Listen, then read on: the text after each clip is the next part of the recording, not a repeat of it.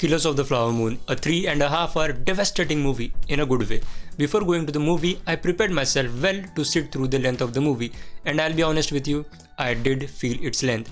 But I also acknowledge why the length was justified. It was an honest attempt by the legendary filmmaker Martin Scorsese to take us along the ride with the Osage people. It was a ride back in time, more than 100 years, into a completely different culture which was unheard of, at least to me. What makes this movie devastating is that it is a true tale. This movie is based on a book of the same name. The movie really welcomes you into their culture with absolute detail. Started off with a documentary style introduction to their culture, then we proceed to learn more about them through the eyes of Ernest, played by Leonardo DiCaprio, while he reads a book on them. I knew this movie was going to be about the investigation of the crimes, but I felt it was going to be more about the investigation. But what it served was a comprehensive journey through time where murders were just part of the grand story.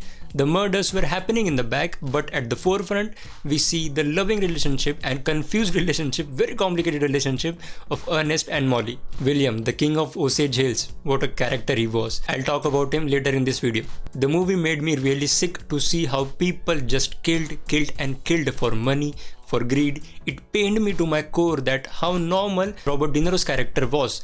A man with so much blood on his hand would shake the same hand of the same people that he was killing. Wow. DiCaprio, De Niro and Lily Gladstone all did a fantastic job with their acting. I absolutely loved the final confrontation of Ernest and William in the jail when Ernest says to William that he is going to testify, and William was trying so hard to convince Ernest that government was actually bad. I loved that scene. Also, the final scene between Ernest and Molly. Now here, Molly knew that Ernest was mixing something with the insulin and she just wanted to hear the truth. That's it. But Ernest still lied.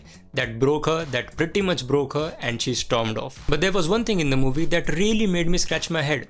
Was there something wrong with Ernest? Did he not know that the liquid that he was mixing with the insulin was actually harming his wife? But I kind of made peace with that by understanding that Ernest would have also thought he needs to listen to the king and follow his orders to keep Molly shut, because if she digs deeper into the investigation, she will catch them. Let's talk about Molly for a bit. When Molly learned the truth about Ernest, she still forgave him. She forgave the person who was an accessory to the murders of her people, her sisters, just because she loved him. Coming back to the final scene of the movie between her and Ernest, when Ernest lied to her about the insulin, that was it for Molly. There were actually two pillars of this entire movie, love and greed, which were portrayed very well in this movie. Before you leave, do me a favor and subscribe the channel on your way out, because we are very close to hitting 1000 subscribers. Thank you so much for watching.